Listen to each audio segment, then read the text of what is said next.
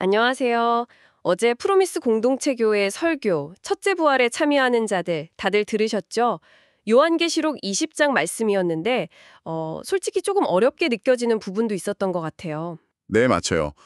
특히 요한계시록 그중에서도 20장은 해석이 정말 다양하죠. 네, 특히 뭐 천년왕국 이런 개념들은 이게 뭔가 딱 와닿지 않을 수도 있겠다 싶더라고요. 그렇죠. 그래서 오늘은 어제 설교의 핵심 내용들, 그 첫째 부활이라든지 이런 것들을 좀 명확하게 다시 짚어보고 이게 그럼 우리 삶에 어떤 의미가 있는지 어떻게 적용할 수 있을지 좀 더 깊이 이야기 나눠보면 좋겠습니다. 네, 좋습니다.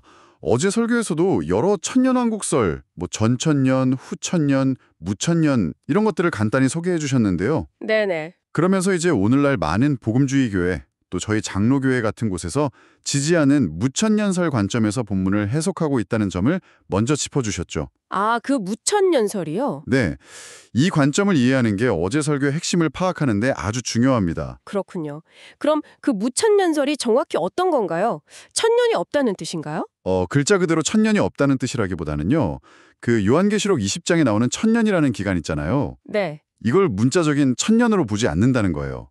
대신에 예수님이 처음 오셨을 때부터 다시 오실 재림 때까지의 전체 시기, 그러니까 지금 우리가 살고 있는 이 교회 시대를 상징적으로 가리킨다고 보는 거죠. 아, 그러니까 그 천년이 어떤 미래의 특정 기간이 아니라 바로 지금 우리가 살고 있는 이 시대 전체를 의미한다. 이런 말씀이시군요. 네, 맞습니다.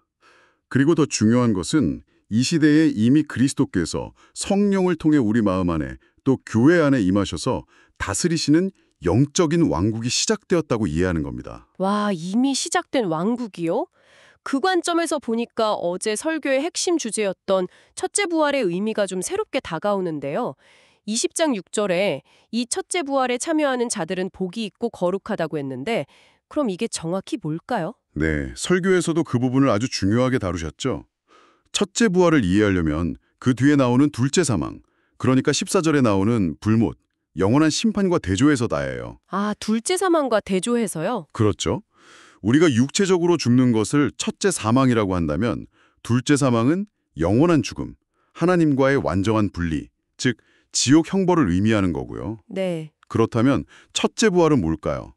바로 그 둘째 사망에 이르지 않도록 구원받는 것, 영원한 생명을 얻는 것을 의미하는 겁니다. 영원한 생명을 얻는 것.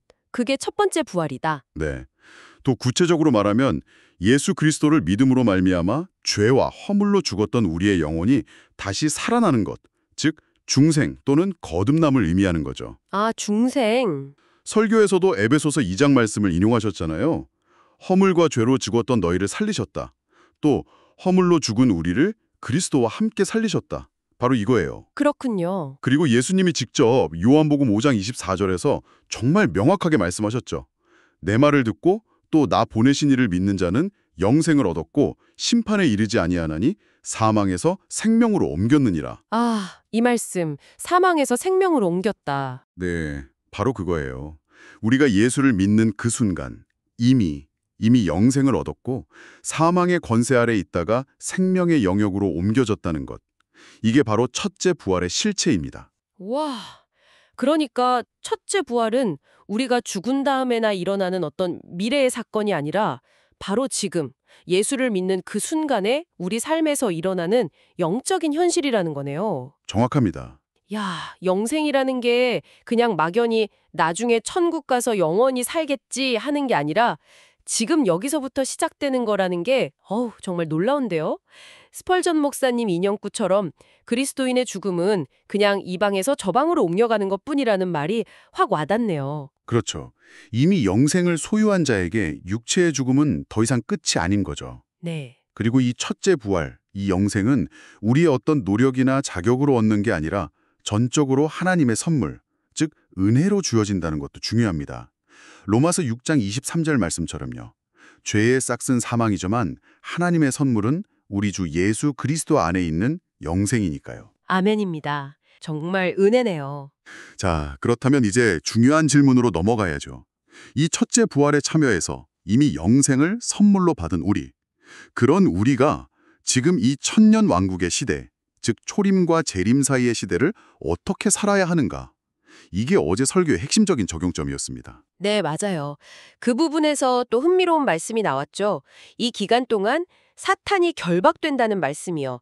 요한계시록 20장 1절에서 3절에 나오죠. 네. 근데 이게 문자 그대로 사탄이 쇠사슬에 꽁꽁 묶여서 아무것도 못한다는 뜻은 아닐 것 같은데 솔직히 우리 삶을 보면 여전히 사탄이 활동하는 것 같잖아요. 유혹도 하고 공격도 하고 이건 어떻게 이해해야 할까요? 네, 아주 좋은 질문이시고 많은 분들이 궁금해하시는 부분이죠.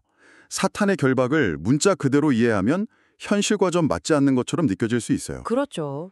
이건 물리적인 결박이라기보다는 예수 그리스도의 십자가에서의 죽음과 부활을 통해 이루신 그 결정적인 승리, 그 승리로 말미암아 사탄의 권세가 결정적으로 제한되었음을 상징적으로 보여주는 표현이라고 봐야 합니다. 아, 권세가 제한되었다는 의미군요. 네, 물론 사탄이 완전히 소멸된 건 아니에요.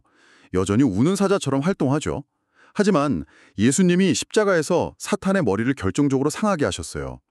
그래서 사탄이 믿는 자들을 궁극적으로 패배시키거나 지옥으로 끌고 갈 권세는 빼앗긴 겁니다. 아하. 무적행에 던져져 결박되었다는 것은 바로 그 제한된 상태, 그리스도의 통제 아래 놓인 상태를 보여주는 거죠. 천사가 무적행 열쇠랑 큰 쇠사슬을 가졌다는 게 바로 그리스도께서 사탄에 제압할 권세를 가지셨다는 걸 보여주는 거고요. 그렇군요. 그러니까 완전히 활동 정지는 아니지만 결정적인 패배를 당했고 그 권세가 제압당한 상태다. 네, 맞습니다. 그리고 더 중요한 것은 그 승리의 근거에서 이제 우리, 믿는 우리에게 사탄을 대적하고 이길 수 있는 영적 권세를 주셨다는 사실입니다. 우리에게요? 네, 누가복음 10장 19절에서 예수님이 제자들에게 말씀하셨잖아요. 내가 너희에게 뱀과 전갈을 밟으며 원수의 모든 능력을 제어할 권능을 주었다고. 네네. 그러니까 우리는 사탄의 유혹이나 공격 앞에서 그냥 무력하게 당할 존재가 아니라는 거예요. 오히려 야고보서 4장 7절 말씀처럼 마귀를 대적하라, 그리하면 너희를 피하리라는 약속을 믿고 예수 그리스도의 이름으로 그 권세로 담대히 맞서 싸우면 승리할 수 있다는 겁니다. 설교에서도 강조하셨듯이 에베소서 6장에 나오는 하나님의 전신갑주를 입어야 합니다. 영적으로 무장하고 깨어 있어야 이 싸움에서 승리할 수 있는 거죠. 우리의 싸움은 혈과 육이 아니라 영적인 존재들과의 싸움이니까요. 네, 영적 무장이 정말 중요하겠네요. 사탄의 권세가 제한되었고 우리에게 그를 이길 권세가 주어졌다는 걸 기억하는 것만으로도 큰 힘이 됩니다. 아, 그리고 또 하나 중요한 역할이 있었죠. 바로 우리가 왕 같은 제사장으로 부름받았다는 거예요. 이것도 요한계시록 20장 6절에 나오고 베드로전서 2장 9절에도 나오고요. 네, 맞습니다. 아주 중요한 우리의 정체성이자 역할이죠. 이 왕 같은 제사장이라는 역할이 방금 이야기한 사탄을 대적하는 것과도 연결이 되는 건가요? 오, 그럼요. 아주 긴밀하게 연결되죠. 우리가 어떻게 왕 노릇하고 제사장 노릇을 할 수 있겠어요? 사탄의 결정적인 권세가 꺾였기 때문에 가능한 겁니다. 아하! 요한계시록 20장 4절이랑 6절을 보면 첫째 부활에 참여한 자들이 하나님과 그리스도의 제사장이 되어서 1000년 동안 그리스도와 더불어 왕 노릇할 것이다 라고 선포하잖아요. 네. 이게 바로 우리의 새로운 신분과 사명인 거죠. 베드로전서에서도 우리를 택하신 족속, 왕 같은 제사장들이라고 부르고요. 그럼 그 왕 노릇과 제사장 역할이 구체적으로 뭘 의미하는 걸까요? 설교에서 로마서 5장 17절을 인용해서 설명해 주셨죠. 예수 믿기 전에는 어땠어요? 사망이 우리 위에서 왕 노릇했잖아요. 죄가 우리를 지배했고요. 네, 그렇죠. 끌려다녔죠. 그런데 이제는 정반대가 된 거예요. 우리가 예수 그리스도 안에서 받은 그 넘치는 은혜와 의의 선물을 통해서 이제는 우리가 생명 안에서 왕 노릇하게 되었다는 겁니다. 우리가 왕 노릇한다고요? 네, 왕 노릇한다는 건 더 이상 죄나 사탄의 유혹 아니면 어려운 환경이나 상황에 질질 끌려다니는 그런 노예 같은 삶이 아니라는 거예요. 네. 대신에 하나님의 말씀과 성령님의 인도하심을 따라서 이 세상을 분별하고 다스리면서 주체적으로 살아가는 삶을 의미합니다. 상황에 눌리는 게 아니라 만왕의 왕이신 그리스도의 권세를 위임받은 자답게 담대하게 승리하며 나아가는 거죠. 와. 상황을 다스리는 삶이요? 그리고 제사장 역할은 뭘까요? 제사장은 기본적으로 하나님과 사람 사이를 연결하는 존재잖아요. 네, 중재자 역할이죠. 그렇죠. 구약의 제사장들이 백성을 대표해서 하나님께 나아가고 또 하나님의 뜻을 백성에게 전했던 것처럼 우리도 이제 하나님을 모르는 세상 사람들에게 나아가서 그들을 어둠에서 불러내서 하나님의 그 놀라운 빛 가운데로 인도하는 역할을 하는 겁니다. 복음을 전하는 거네요. 네, 복음을 전하고 그들을 위해 중보기도 하고 하나님께로 인도하는 그런 거룩한 통로 역할, 이걸 감당해야 한다는 거죠. 사탄의 권세가 제한된 이 시대에 우리가 바로 이 왕과 제사장의 역할을 감당하도록 부름받은 겁니다. 왕으로서 세상을 다스리고 제사장으로서 세상을 섬기는 삶이라 정말 영광스러운 부르심이면서도 어깨가 좀 무겁게 느껴지기도 하는데요. 하하, 그렇죠. 책임감이 따르죠. 이 왕 같은 제사장의 삶을 구체적으로 오늘 우리 삶 속에서 어떻게 살아낼 수 있을까요?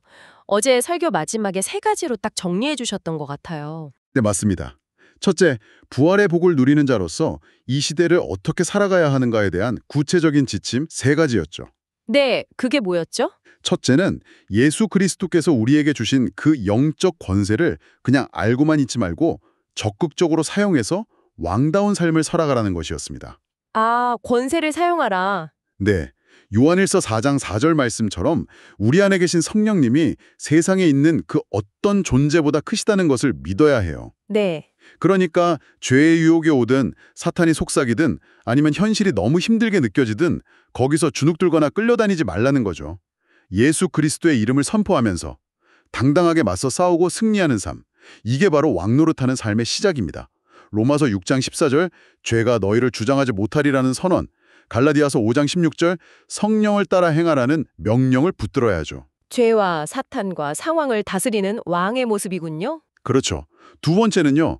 복음을 중고하는 제사장으로서 죽어가는 영혼들을 구원하는 영적인 통로가 되라는 것이었습니다.